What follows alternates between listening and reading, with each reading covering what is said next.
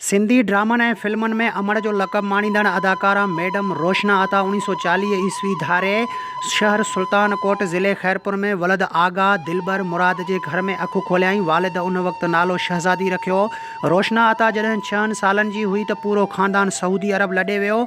उते हिन 6 हज कया। वरी 1958 ईस्वी धारे हिन जी शादी पंहिंजे सौट अता मोहम्मद अबड़े सां थी, जंहिंमां हिन खे 6 ॿार थिया। सऊदी अरब खां मोटण बाद 1964 ईस्वी धारे रेडियो पाकिस्तान खां हिन कैरियर जी शुरुआत कई ऐं बुरको पाए वेंदी हुई।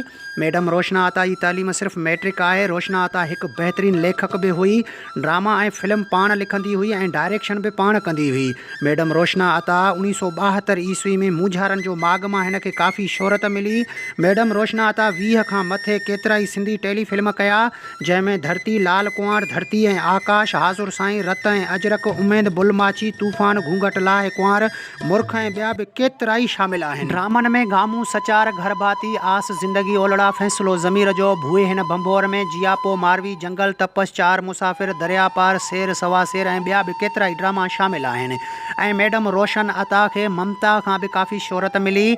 मैडम रोशना अता फिफड़नि जी ख़राबी सबबु 30 मार्च 2011 ते हमेशह लाइ सिंध वासियुनि खां विछड़ी वई। उन वक़्तु इन जी उमिरि 30 साल हुई।